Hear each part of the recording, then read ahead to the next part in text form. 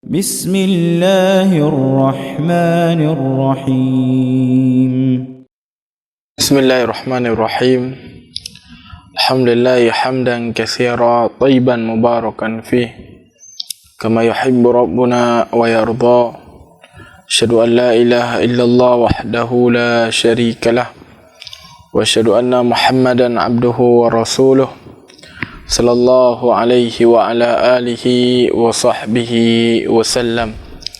أيها الإخوة الكرام, sedang pendengar radio Syiar Tauhid Aceh, semoga Allah Subhanahu wa taala gerahmati kita yang mandum. Alhamdulillah, kita bersyukur kepada Allah Azza wa Jal atas karunia dan rahmat yang telah Allah berikan kepada kita, sehingga alhamdulillah di malam yang berbahagianya Allah Azza wa Jalla mendenggebi kepada kita kesehatan, dan Allah Subhanahu wa taala mendenggebi kepada kita kesempatan sehingga kita bersualam di dalam acara interaktif kita guna tabahas hal-hal yang berkaitan dengan agama kita. Ayyuhal ikhwatal kiram, rahimani wa rahimakumullahu jami'an. Di malam yang berbahagianya Lun Tuan akan Lun bacakan sebuah hadis, kemudian insyaAllah ta'ala akan disebutkan dalam hadis yang saya baca padi-padi buah faedah. Hadisnya dikeluarkan oleh Imam Al-Bukhari dan Imam Muslim dari sahabat Sahal bin Sa'id radhiyallahu ta'ala anhu. Beliau menyebutkan anna Rasulullah sallallahu alaihi wasallam qala yaumal Khaybar, bahwasanya sesungguhnya Rasulullah sallallahu alaihi wasallam pernah kekeun bauro Khaybar. Khaybar nya adalah peperangan yang terjadi antara kaum muslimin dengan orang Yahudi, dan perangnya terjadi pada tahun ke-7 Hijriah.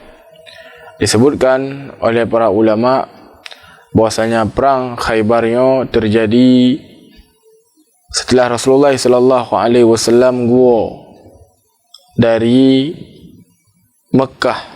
Jadi ni bawadian Nabi alaihi salatu wasallam dan para sahabat ingin dia tunaikan umrah, namun kaum musyrikin haibi tamang Rasulullah sallallahu alaihi wasallam ni bawadian kenan Mekah, sehingga antara Nabi alaihi salatu wasallam dengan kaum musyrikin gesepakatilah perjanjian, dan perjanjiannya dikenal dengan perjanjian Hudaybiyah, di mana Rasulullah sallallahu alaihi wasallam dan kaum musyrikin nibawadan melakukan daripada perjanjian damai.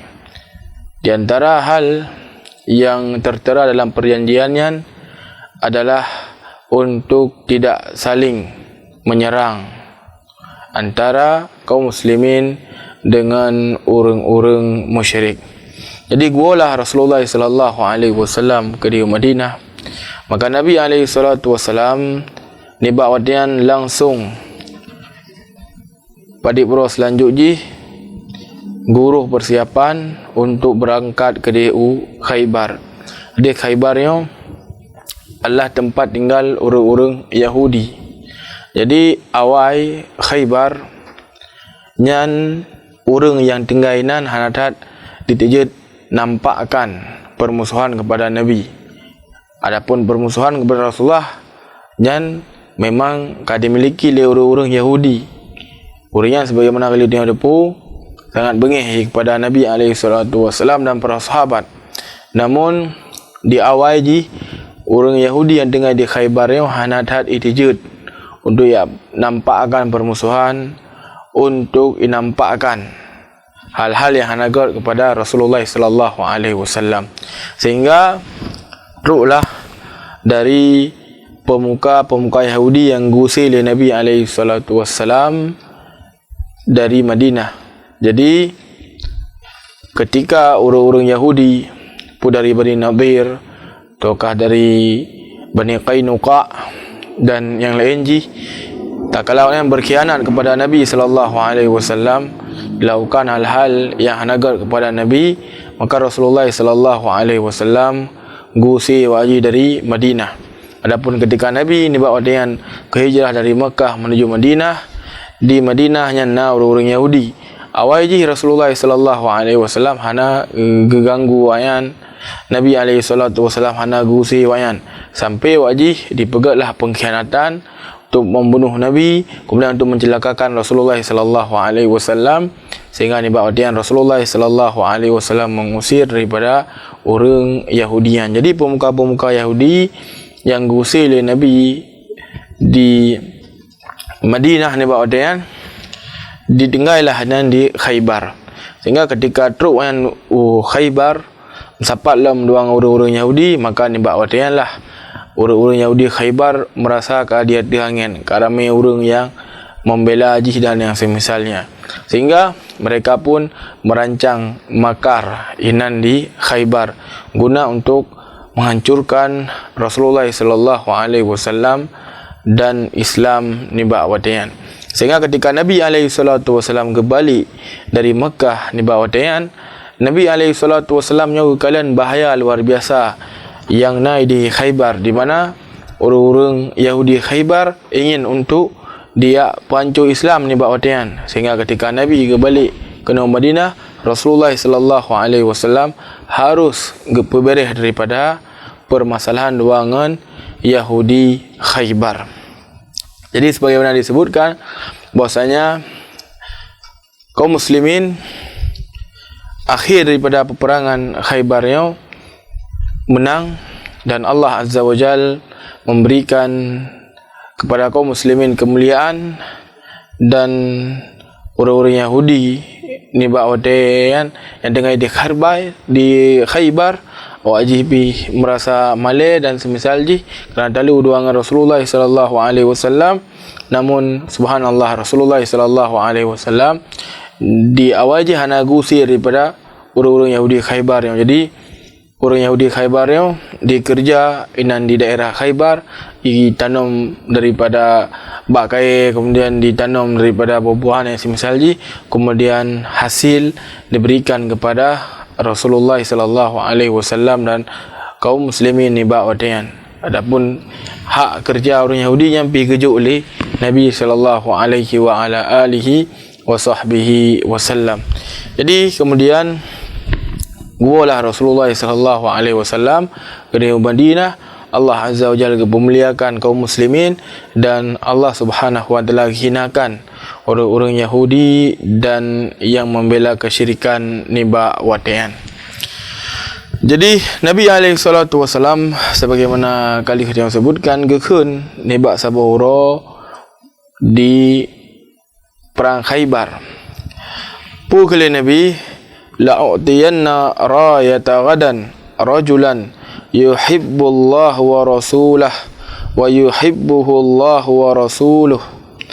Jadi kekala Nabi alaihi salatu wasalam ni bawatian besok akan lunjuk daripada bendera kepada sidra orang yang geyan gecintai Allah dan gecintai Rasul, dan Allah Azza wa Jal dan Rasulnya pun mencintai daripada orangnya. Nyoya khale Nabi sallallahu alaihi wasallam ni ba'ura Khaybar. Kemudian Nabi disebutkan yaftahullahu ala yadayh, dan Allah Azza wa Jal buka Khaybar melalui daripada tangan orangnya. Fabatan nasu yadukuna lailatahum ayyuhum yu'taha. Jadi manusia ni bawatian saling pergahabar lah. Saling pergahabar sampai ke malam. Pu yang berbincangkan adalah kesor kejuk oleh Nabi SAW bendera perang besok. Karena pujud, karena uringan mandum-mandum ingin untuk memperoleh daripada benderanya. Karena luar biasa keutamaan gepegah oleh Nabi SAW tentang orang yang mat benderanya Singapura. Keutamaan adalah orang yang mencintai Allah dan mencintai Rasul. Kemudian Allah dan Rasul pun mencintai daripada orangnya. Nyot tentu merupakan rekomendasi yang luar biasa. yang bila Nabi SAW. Kemudian yang kedua keberahlah bahawa saja melalui urungnya Allah Azza wa Jalla kebuka daripada Khaybar. Sehingga para sahabat orang saling berbicara soleh sehingga yang kejut oleh Nabi SAW. Dan orang sangat berkeinginan untuk mendapati daripada benderanya.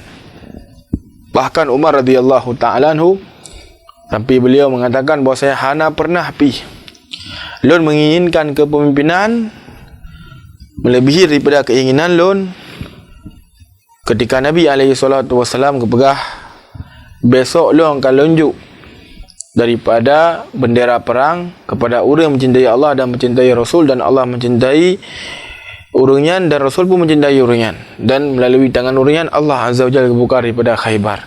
Jadi Khalid Umar nyan adalah urah yang di mana beliau betul-betul diinginkan agar kepemimpinannya rehut bajaro Umar radhiyallahu ta'ala anhu. Maka falamma asbahu, dan ketika katruk daripada wate bengah lah wate subuh, ghadaw ala Rasulillah sallallahu alaihi wasallam kulluhum yarju ayyu'taha. Jadi wate subuh kerana Nabi kebuka singa akan londuanjuk daripada benderayan, sehingga para sahabat wate truk wate subuh urunyan ni bawatean langsung gejak Nabi alaihi salatu wasallam. Urunyan berharap bahawa saji urunyan mendapatkan daripada benderayan. Maka kala Nabi alaihi salatu wasallam, Aina Ali bin Abi Thalib, di mana Ali bin Abi Thalib yang jadi orang yang gejuk benderanya oleh Rasulullah sallallahu alaihi wasallam adalah Ali bin Abi Thalib. Sehingga Nabi kata hoka Ali bin Abi Thalib. Jadinya adalah keutamaan yang dimiliki oleh Ali. Dalam hadis yang beliau sebutkannya, Nabi SAW sebutkan tentang keutamaan yang dimiliki oleh Ali. Yang pun Ali adalah orang yang mencintai Allah dan mencintai Rasul. Dan Allah kemudian Rasulnya pun mencintai daripada Ali radhiyallahu an. Kemudian yang kedua di antara fadilah yang dimiliki oleh Ali ataukah keutamaan adalah Ali radhiyallahu ta'ala anhu adalah orang yang dijanjikan oleh Nabi SAW ini adalah melalui tangan beliau Allah Azza wa Jalla kebuka dari Khaybar. Ini tentang keutamaan yang sangat raya yang dimiliki oleh Ali bin Abi Thalib. Ali bin Abi Thalib sebagaimana kali ada pemandum, beliau adalah salah seorang sahabat yang dijamin oleh Nabi SAW sebagai penghuni surga. Dan Ali bin Abi Thalib beliau adalah sepupu Rasul, kemudian melintai Nabi SAW. Jadi Ali bin Abi Thalib sebagaimana disebutkan oleh para ulama adalah orang yang mula-mula masuk Islam. Sehingga ketika kebahasa yang paling awal dalam Islam, para ulama gerinci ju keberah bahawa saja dari kalangan orang dewasa yang paling utama Islam, yang paling awal dalam Islam adalah Abu Bakar. Dari kalangan orang yang paling awal dalam Islam adalah Khadijah. Dari kalangan anak mit yang paling awal dalam Islam adalah Ali. Dari orang asing adalah Salman. Dari budak adalah Zaid Al-Harisah radhiyallahu anhum ajmain. Jadi Ali radhiyallahu ta'ala anhu merupakan orang yang mula-mula masuk Islam. Bahkan Nabi SAW doangan Ali yang sangat-sangat tahu. Mengingat Abu Talib adalah orang yang kasihin ni ba'odean. Sehingga ketika Ali radhiyallahu ta'ala anhu ni ba'odean ka raya becut gecok oleh Nabi SAW, kemudian pelihara oleh Rasulullah, kemudian purno oleh Nabi dan yang semisal ji. Sehingga Ali merupakan orang yang awal-awal damang Islam. Dan Ali bin Abi Thalib radhiyallahu ta'ala anhu merupakan salah satu khalifah ar-Rashidin. Nabi SAW disebutkan dalam sebuah hadis, khilafatun nubuwah salasuna sanah summa yu'tillaha mulku man yasha. Allah kepegang dari Nabi SAW bahawa saja khilafah nubuwah itu khilafah yang berada di bawah iaitu petunjuk Nabi alaihi salatu wasalam yang nalih pelutun. Kemudian selanjutnya Allah Azza wa Jalla beri kekuasaan kepada orang-orang yang Allah Subhanahu wa taala kehendaki. Jadi disebutkan oleh para ulama menyatakan kalian bak garis bahwasanya yang punlah Abu Bakar, kemudian Umar, kemudian Utsman, kemudian Ali, dan berakhir Ba Hasan radhiyallahu ta'ala anhu. Jadi leplu tu nyan adalah khilafah yang direkom oleh Rasulullah sallallahu alaihi wasallam yang berada di bawah petunjuk Nabi alaihi salatu wassalam. Jadi Ali bin Abi Thalib radhiyallahu an, beliaunya adalah sira orang yang sangat adil dan sira orang yang sangat bertakwa kepada Allah Subhanahu wa taala. Sehingga ketika beliau pada waktu yang menjabat sebagai khalifah, pada bawah keadaan manusia, orang ni bawa waktu yang terlalu ghulu, yang terlalu berlebih-lebihan dalam memuji Ali bin Abi Thalib. Bahkan sebagian mereka menjadikan Ali radhiyallahu ta'ala anhu sebagai Tuhan ni bawa waktu. Maka Ali radhiyallahu ta'ala anhu bengihdat, sehingga Ali pun menghukum mati orang dengan getut ni bawa watian. Jadi Ali radhiyallahu ta'ala anhu bengihdat ketika diurungnya ya pegah bahawa saja Ali adalah Tuhan. Na'udzubillah. Ali bin Abi Thalib radhiyallahu ta'ala anhu adalah seorang sahabat yang mampu tentang perkara tauhid, sehingga beliau sangat-sangat bengih ketika dianggap oleh manusia ni bak watian. Kemudian ada manusia yang kebalikan dari kelompok yang kelompok pun mereka terlalu berlebih-lebihan kepada Ali, bahkan ni bak watian yang menjadikan Ali sebagai Tuhan. Na'udzubillah. Kemudian yang kedua adalah orang yang membenci Ali, bahkan berkeyakinan memerangi Ali bin Abi Thalib radhiyallahu ta'ala anhu adalah sebuah jihad di jalan Allah Azza wa Jalla. Ya, jadi mereka lah dari kalangan Khawarij ni bawadian di perang Ali bin Abi Thalib radhiyallahu ta'ala anhu, sehingga Ali bin Abi Thalib bersama dengan para sahabat Nabi dan urut-urut yang bersama dengan beliau berperang daripada orangnya, sehingga yang tersisa ni bawadian jumlah je sedikit, kurang ataukah 10 orang ni bawadian. Jadi sebagaimana disebutkan bahawa saja orang yang tersiksa dipegatlah makar untuk membunuh daripada Ali radhiyallahu ta'ala anhu. Dipegatlah rapat ni bahawa dia dan yang keputusan daripada rapatnya untuk membunuh daripada Muawiyah, membunuh daripada Amr bin As, membunuh daripada Ali. Jadi berangkatlah yang lehero. Kemudian Ali radhiyallahu ta'ala anhu sebagaimana disebutkan ketika kebedah subuh, kemudian terbit dari rumah tugak pimpin manusia untuk solat, kekan as-salah, maka hitoplah yang nibak wadian li salah sira orang yang celaka yang bernama Ibnu Muljam. Adapun Amr bin As radhiyallahu ta'ala anhu hana rejak salat nibak orang kerana sakit ke sehingga digantung oleh orang, maka orangnya nyai poh le orang yang ingin membunuh daripada sahabat Amr bin As. Adapun Muawiyah nibak wadian ia rumpa celaka becut, namun Muawiyah radhiyallahu ta'ala anhu salah seorang sahabat hana meninggal nibak wadian, sehingga Ali radhiyallahu ta'ala anhu yang wafat nibak wadian di tangan tiga orang yang sangat-sangat celaka yang bernama Abdurrahman ibnu Muljam. Ayyuhal ikhwatal kiram rahimani wa rahimakumullah, nyan sekilas lah tentang biografi Ali bin Abi Thalib radhiyallahu ta'ala anhu. Maka nibak wadian dikenli sebagian orang huwa yashtaki ainai, ya Rasulullah. Jadi Ali benar kedayang li Rasulullah Ali, maka dikenli orang ya Rasulullah kan sakit mata ke. Fa arsalu ilaih, maka Nabi alaihi salatu wasallam berkirim orang agar gemhoi Ali radhiyallahu ta'ala anhu. Fa utiya bihi fa basaqa fihi ainai. Jadi ketika Nabi kirim daripada orang ni bawadian, Ali radhiyallahu ta'ala anhu pun langsung menghadap Rasulullah sallallahu alaihi wasallam dalam keadaan mata ni bawadian Ali betul-betul berat sakit mata kan. Namun subhanallah, perintah Nabi alaihi salatu wasallam, beliau hana keun tinggal mentang ataukah hana keun lusa mentang hana lagi yang gedang oleh Nabi langsung berangkat, sehingga subhanallah sira orang yang bersegera untuk mengikuti dan mengerjakan apa yang diperintahkan oleh Rasulullah sallallahu alaihi wasallam, niscaya orang akan mendapatkan kebaikan yang sangat-sangat besar. Sehingga Allah Azza wa Jalla berfirman, wa in tuti'u tahtadu, dan jika engkau mengikuti Muhammad sallallahu alaihi wasallam, niscaya engkau akan diberikan petunjuk oleh Allah Subhanahu wa taala. Jadi nak kisah yang masyhur yang sering dengar adalah kisah Julaibib radhiyallahu taala. Julaibib ni adalah sahabat yang malim, namun dari sisi fisik keadaan agak kurang mecut, agak kurang, kemudian orang ngesin lah. Tapi Rasulullah sallallahu alaihi wasallam benar-benar mencintai Julaibib, benar-benar mencintai Julaibib, sehingga suatu ketika Rasulullah sallallahu alaihi wasallam ingin pernikahkan Julaibib dengan sidra urinang, sehingga kejaklah Nabi bak salah sidra orang Ansar, kemudian kata, wahai fulan, lu ingin lu pinang daripada anak ron. Maka uringnya sangat senang karena punya kehormatan, dikarenakan Rasulullah sallallahu alaihi wasallam ingin enggak pinang daripada anaknya. Kemudian Rasulullah pun menjelaskan bahawa saja lon pinang, tapi kan kelon, tapi untuk si Julaibib.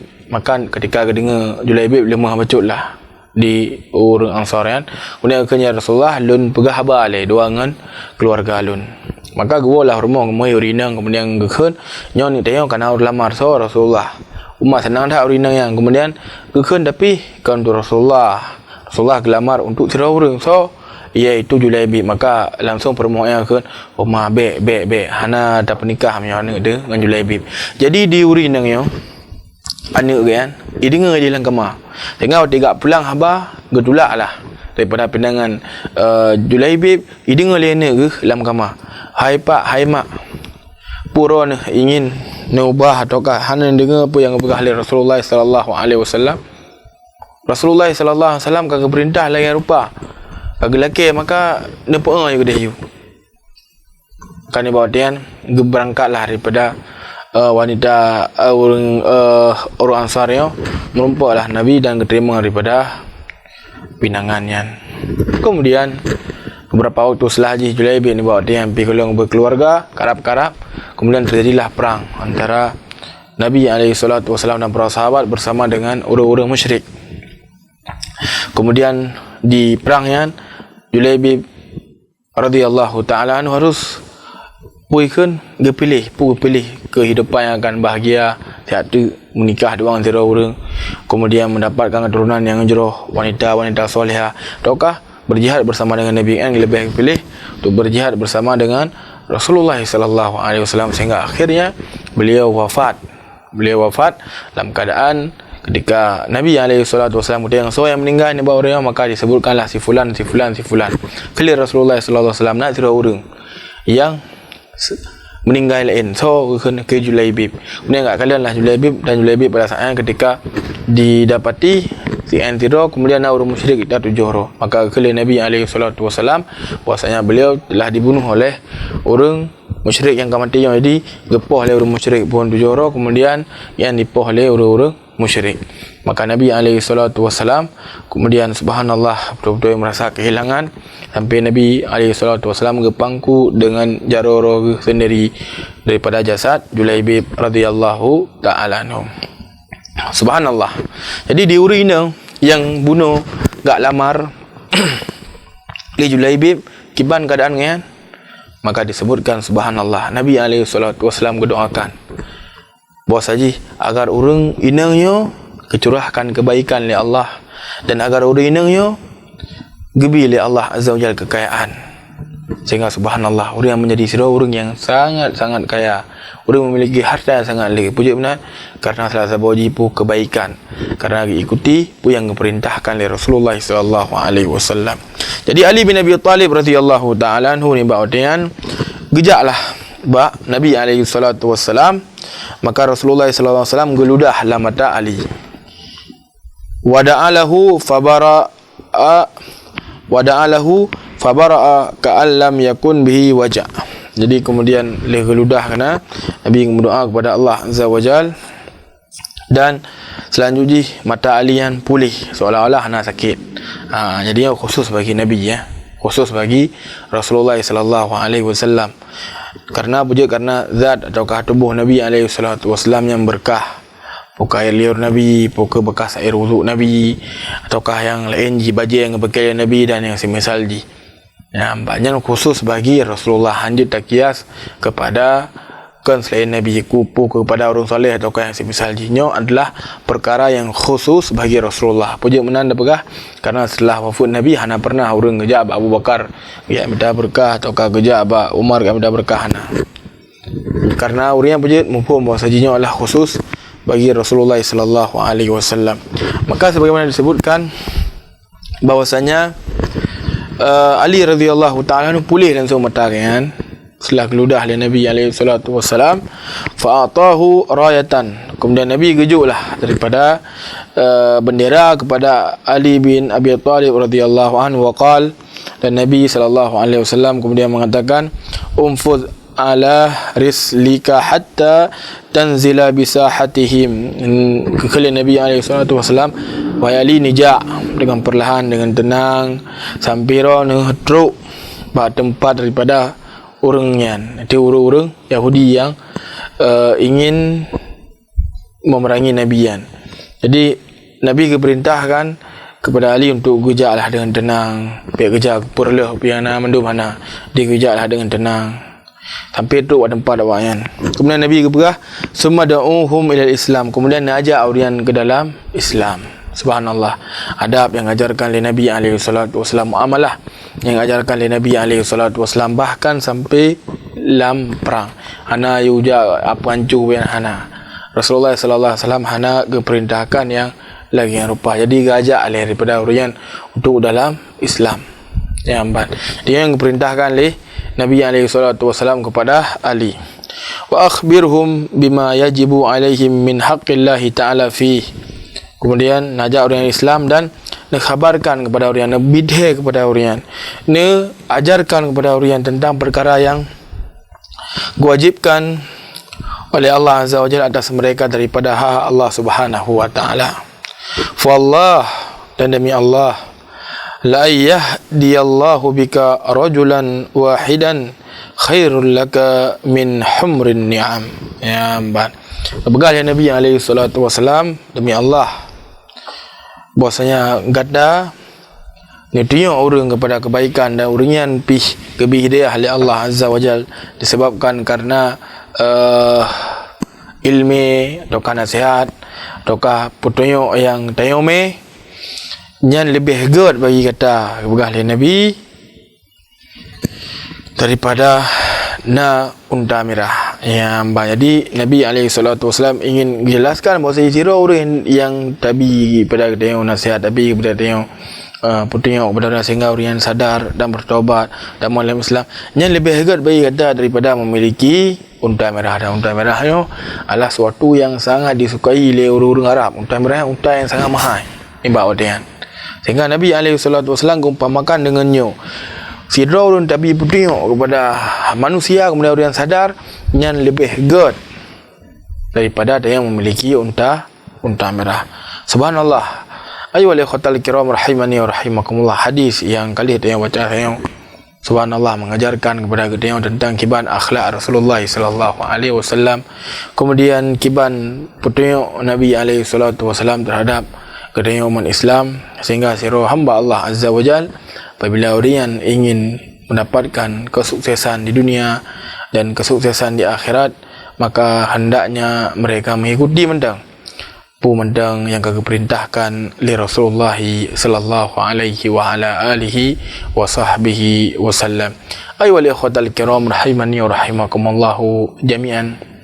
Mungkin ini mendang yang jilun tuan sampaikan di malam yang berbahagianya, lebih dan kurang dan tuan laki maaf. Subhanakallahumma rabbana bihamdik, asyhadu an la ilaha illa anta wa astaghfiruka wa atubu ilaik. Assalamualaikum warahmatullahi wabarakatuh.